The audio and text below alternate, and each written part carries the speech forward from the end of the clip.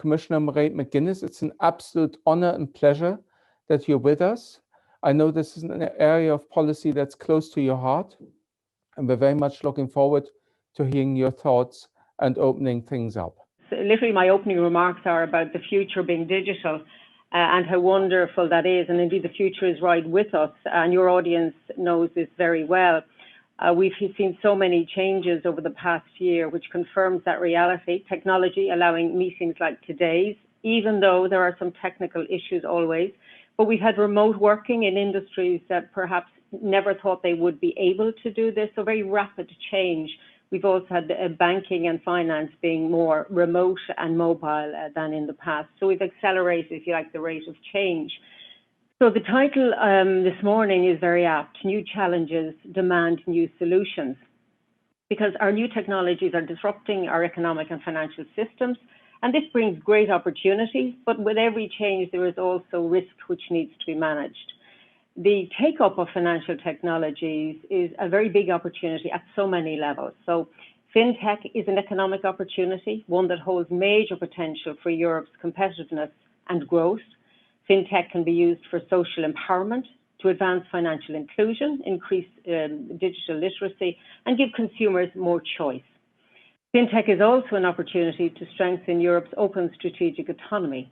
Digital financial services can help Europe to be a global digital player. But then we need to look at this in the round, so to be aware of risks, potential risks. Digital finance is still finance. Digital payments, indeed, are still payments. Online lending is lending, and online investing is investing. The means are different, but in fact, the business is the same. Risks to market integrity, financial stability, or consumer protection do not magically go away by moving finance online. Technology itself will add risks or decrease them or make them take a very different form. For digital finance to flourish in the EU, we need to balance opportunities and risks. And I want to explain not only what we are doing, but also why we are doing it. I want to tell a story that's based on three elements, so policy, data, and people. So let me just start with the policy perspectives. The unprecedented situation created by the pandemic has highlighted the benefits of digital finance. Fintech solutions have helped to broaden and speed up access to loans, including loans supported by government in response to the COVID-19 crisis. Online identity verification has let consumers open accounts and use financial services at a distance. A growing proportion of payments are digital and contactless.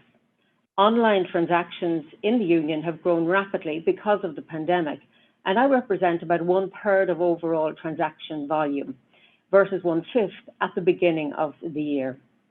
The pandemic has been difficult, but technology has been able to show its potential, and our citizens and businesses have shown that they are ready for technology. In September, the Commission adopted a digital finance package, which includes a digital finance strategy, a retail payment strategy, and legislative proposals on crypto assets and digital resilience. Our digital finance package is a game changer. The proposals establish the foundations of an enabling regulatory framework, one that is future-proof, manages risks, and puts the consumer at the heart of a new digital economy. The package supports the EU's ambition for a recovery that embraces a digital transition. When we move to operational resilience, digital operation resilience, our proposals for this area, the DORA Act, lay the foundations for finance to stay safe when it becomes digital. And since the pandemic, cyber attacks on financial institutions have risen by 38%, a very significant increase. So under the DORA proposal, all financial entities, banks, stock exchanges, clearinghouses, as well as fintechs, will have to respect strict standards to prevent and limit the impact of ICT-related incidents. Critical ICT third-party providers, such as cloud computing services, will be subject to oversight to ensure they do not pose undue operational risks for finance. So overall, DORA establishes a much-needed common framework for all parts of our financial system to be resilient against ICT attacks. We move then to the markets in crypto assets. So our proposal for a regulation on markets in crypto assets is our response to provide legal clarity in this area. These innovative assets and the distributed ledgers that underpin them present great opportunities. They can bring new financing opportunities, for example, for SMEs, and they can bring cheap and convenient payment solutions for the digital age to consumers, especially on a cross-border basis. The proposed MiCA regulation will provide authorized companies with a European passport for issuers and service providers of crypto assets. And this will enable issuers and crypto asset service providers to scale up their activities across the digital single market. It will also reduce market fragmentation in the crypto asset market due to divergent national regimes. But we need to be aware of the risks posed by crypto assets, including to consumer protection and market integrity. Our proposal will establish dedicated rules for potentially systemic phenomena, such as the emerging category of so-called stablecoins, in line with the high-level recommendations of the G20 and Financial Stability Board. In the past, financial innovation was considered in terms of small players in a sandbox, but with global stablecoins that are potentially systemic from day one, we have to be aware of their consequences and assess the impact. This phenomenon goes beyond Facebook's VM. There are dozens of major companies looking at crypto assets. So we need to adequately address the risks to financial stability or monetary policy transmission that can arise from stable coins. We have consistently emphasized that no global stable coins should start operating until all the risks they pose are suitably mitigated through an appropriate regulatory and supervisory framework. So at home, the European Parliament and the Council must advance our work to put MiCA in place. And this is Europe pioneering the rules and taking a lead that can be followed by policymakers around the world. Negotiations on these two legislative proposals, MiCA and DORA, are off to a good start. Beyond MiCA, we've also proposed a pilot regime for testing the use of distributed ledger technology by market infrastructures for financial instruments, such as trading venues and security depositories. This proposal supports innovation. And it is an innovative legislative instrument in itself by enabling for the first time EU regulators to waive the application of some EU rules when such rules inhibit the use of new technology. Also part of the digital finance package is our retail payments strategy. In this strategy, we made a clear commitment to improve cross-border payments both inside and beyond EU borders.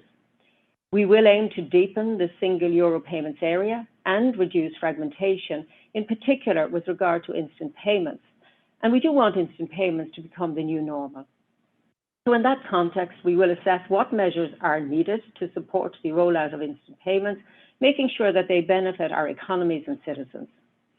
We will also carefully assess, in the framework of the second Payment Services Directive review, if the regulatory parameter for payment activities remains fit for purpose, both in terms of safeguarding consumer protection and enabling competition and innovation.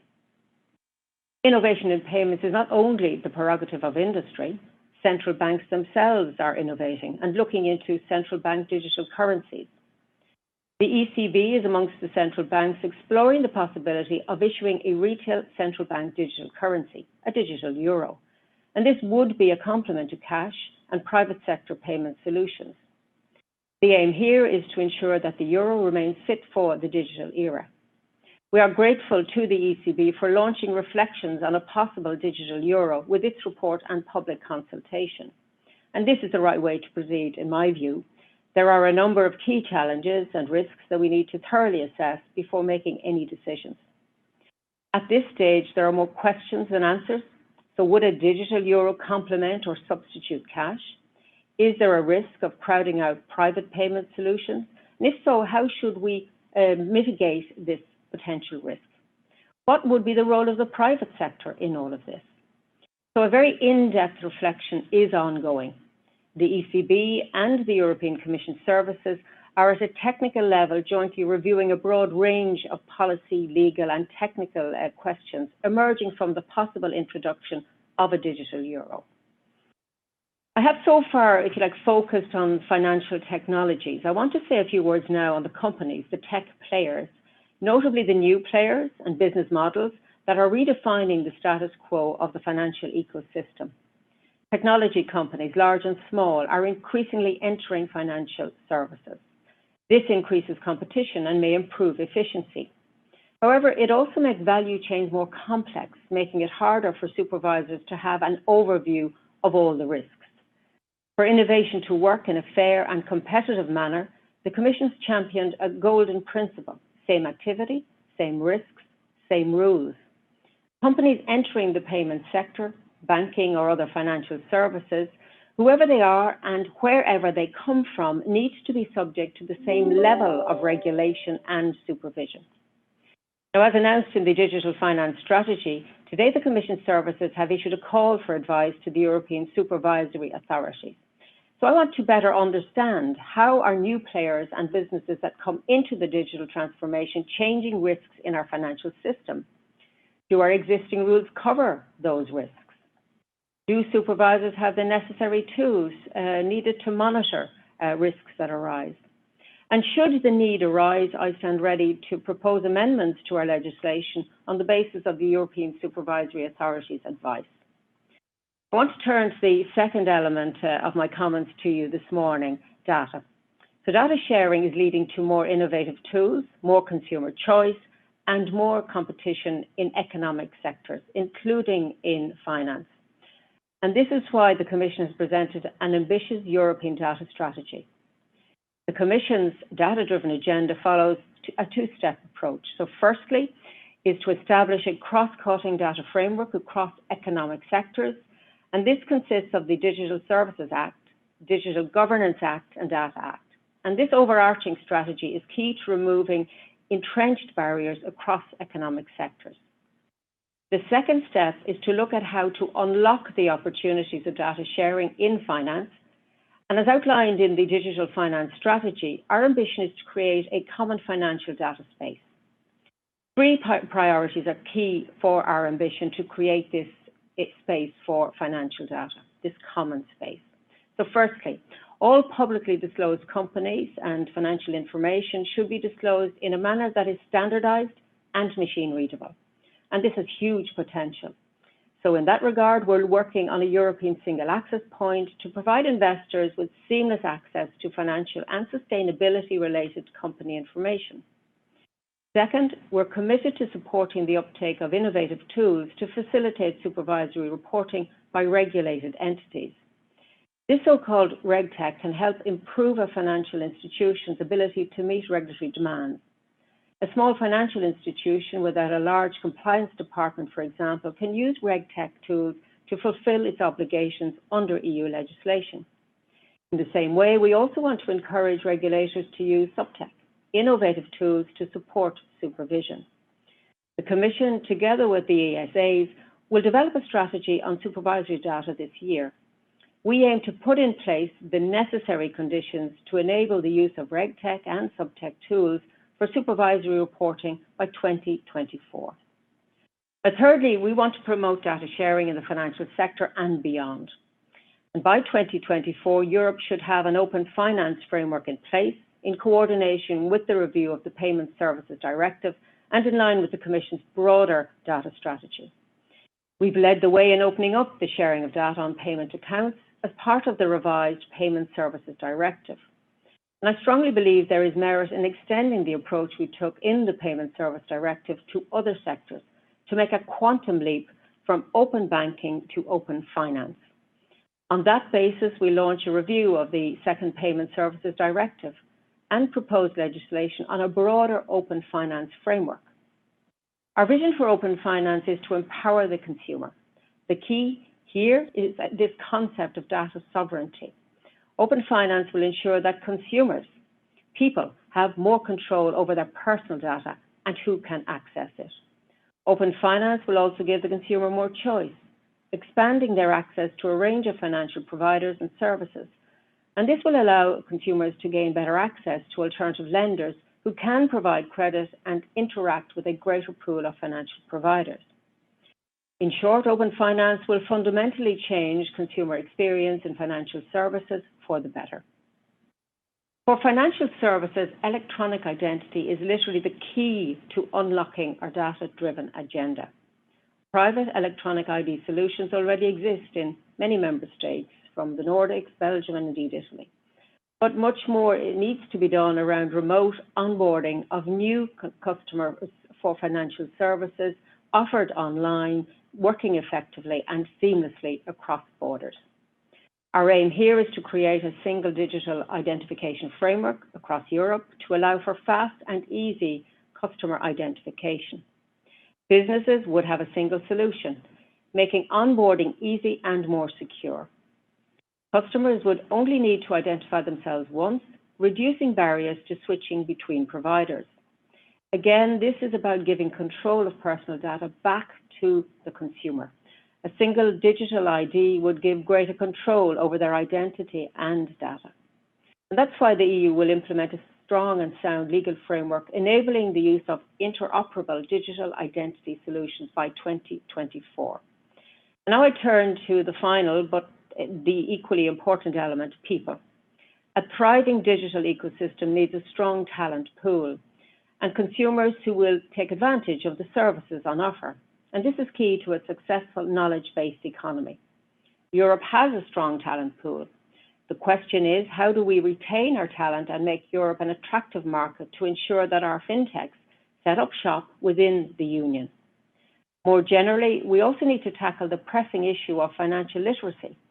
We need to empower our consumers to exploit digital innovations such as open finance. A financially literate consumer is at the heart of my vision for financial services. And digital finance has a lot to contribute to this. Digital payments are an enabler for smaller businesses to participate in the digital economy and operate across borders. Information and advice about financial products is often complicated, and it can be difficult for consumers to understand risks and compare products. Innovative applications can help them and bring out the key risk features of a product rather than overwhelming consumers with many pages of paperwork. Fintechs can help consumers keep an overview of their financial situation. And this year, the Commission will carry out a study on the feasibility of developing an EU financial competence framework. Financial literacy is one of my top priorities, and I believe in the digital age, it is a key priority. Embracing digital finance will unleash European innovation. It will unlock opportunities to develop better financial products for consumers. It unlocks new ways of channeling funding to EU businesses, in particular SMEs. Now, for this to happen, we need to get all of the elements right. I've outlined 3 of those key elements to you today. The first is policy, building a regulatory framework to make our rules digital friendly and safe for consumers. The second, information, data. A common EU financial data space will empower citizens in a new digital economy. And the third, people. We need to nurture our talent pool in Europe and empower consumers to reap the benefits of a digital economy. And while we do this, we must remain vigilant to the changing nature of risks to consumers and financial stability. And these elements will let us build a truly digital European financial system. Thank you.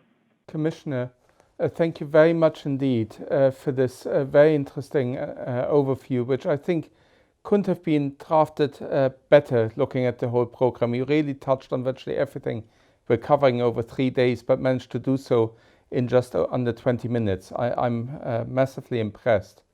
And I think it's also very interesting, as you say, that technology is a game changer, or as you said, a quantum leap at one point when you're referring to open finance. But on the other hand, that we're still talking about finance, and ultimately, therefore, the regulatory framework and management of risk that underlies all of this is based on the work that DG FISMA and the Commissioner has been doing for, 25, 30 years. I think you kindly agreed to take 1 or 2 questions, and I've had 1 or 2 come in here, which I kind of summarize maybe or build into what I would like you to ask, which builds on this last point, which is we've got these very complex frameworks in place whereby everything is categorized as securities or asset management or payments or banking or whatever it might be. And we differentiate between different types of customers or investors, be they less professional, as you say, the financial inclusion point you raised is very important there, or be they more professional, or be they corporates. But with technology, all of this will start to blur, to mingle, because it becomes increasingly hard to know whether it is a banking service or an asset management service. As you say, technology companies are coming into the space. How do you consider designing the European framework going forward when technology challenges the underlying fabric of the design of the European regulatory framework that was designed over the last 20, 30 years? Well, thank you for the question. And of course, it is an enormous question, which I'll try and, if you like, reduce to some key points. The truth is that we don't know where technology is going. We know where it is now, but we know there is enormous potential. And in the past, perhaps physical infrastructure was easier to manage in this way, very clear dividing lines. Now it is different, as you say, the lines are blurred. But essentially this idea that if the activity relates to lending or dealing in shares or whatever, and there are risks that are common regardless of whether it's traditional or online, then you need rules. But it isn't just the very same rules, it is rules that are effective for that particular activity in the online space. And I think what we have yet to really understand, and that's why we're looking for guidance from all of the regulatory authorities, is the nature of change, the nature of the risk. For example, if you take the younger adults, the younger generation are completely familiar with technology, and indeed, given the whole pensions inadequacy, will have access to trading in a more easy way than perhaps in the past on stock markets, etc. So I think we are going to have to be very mindful to not just assess the risks today, but with your sector, looking at what might emerge tomorrow, but balance that with the opportunities that these developments offer. And already they are showing that there are developments. So it is a very, if you like, difficult policy space to be completely accurate or clear as to how it will evolve. Safe to say that we know what happens in the sectors we currently regulate, and in the past we had issues of risk, we've managed those. We are open to saying, yes, there are similar risks in this new field, if you like, but there may be additional risks, there may be less risks when we look at the analysis. And that's why my engagement here this morning is important to really encourage your knowledge base that are tuning into this event to provide us with feedback around solutions. But now, for example, which wouldn't have been the case 10 years ago, people have a relationship with banks that they don't know the person, but they know that the bank is licensed at the online bank and works effectively and they can do all their business. In the past, there is many of us of a generation where you have to engage with a person. These are quite dramatic changes, and therefore the whole area of knowledge for the customer and financial literacy and digital literacy are really, really important. But already I see this happening. I mean, we won't discuss the GameStop, the Robin Hood case, but there's all sorts of things that are happening now because of technology that we would not have foreseen. Now we know what can happen, and we need to be alert to other changes that will evolve. So all I will say in summary from our side here is that we want to make sure that what we propose is fit for purpose, but also we have to be mindful of changing over time. And perhaps the area that I would have some concern about is, our legislation takes time. So proposals go to Parliament, Council. This is the way Europe works, and it works effectively. The difficulty may be around the timelines involved and the speed of the tech sector, the fintech sector. And again, I would be interested at some point in your feedback on those points. Thank you for the question. Thank you, Commissioner. Maybe if I may, one very last question, because I'm conscious of your time, taking it to the international dimension, because this is also important for us in this conference. We have speakers from the US, from Australia, from Singapore and other jurisdictions outside the EU, Abu Dhabi as well this year. Looking at MiCA and DORA, which you mentioned, which are very important pieces of legislation and are based on international principles, but in a way the EU is front-running the debate a little bit. We are the first jurisdiction to introduce explicit legislation around this. I know there's some benefit in being the international standard setter, but there's also a bit of tension with international compatibility, equivalence, and cooperation in this whole area, given we operate in global markets. How do we square that circle? You know the concerns around what strategic autonomy might mean to some and to others. How do we make sure that Europe remains open and internationally integrated in the area of financial services? Yeah, again, this is a really important question, and clearly Europe is very open, and we want to promote innovation, but we are leaders, as you mentioned, in these particular proposals, and I think that is important. And I would have and will work with stakeholders globally to make sure that if there's a requirement for information, we will exchange that. So I think we can work collaboratively on this issue because, you know, finance, when it goes wrong, or risks, or activities that are inappropriate and criminal, you know, they know no borders. So we need a secure global financial system, and it will be a digital financial system. I'm happy that we're out there with our proposals. I think that's important. I don't see that as a difficulty. And I think where tensions arise, we need to work with other stakeholders globally, other players in this area, so that we best regulate, because it is in the interest of all of us to have strong and effective regulation. And if I may, perhaps just reflect on the way we are today. We are dealing with a public health crisis caused by a virus that doesn't respect borders, for which the world was not prepared. And I suppose that is a wake-up call on so many fronts for Europe, the world, for the future.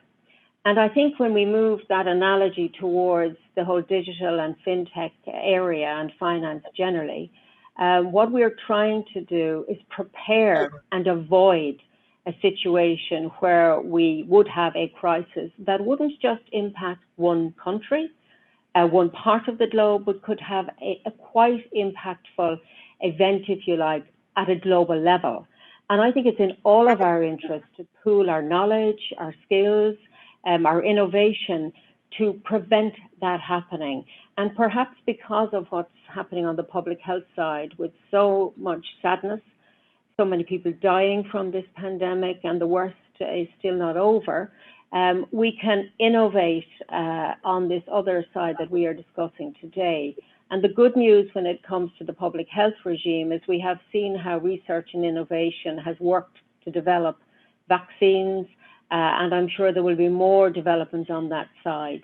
So again, on the finance side, what we have to try and see is the future, and to try and prepare for a potential event or events where there will be a severe impact on the financial system.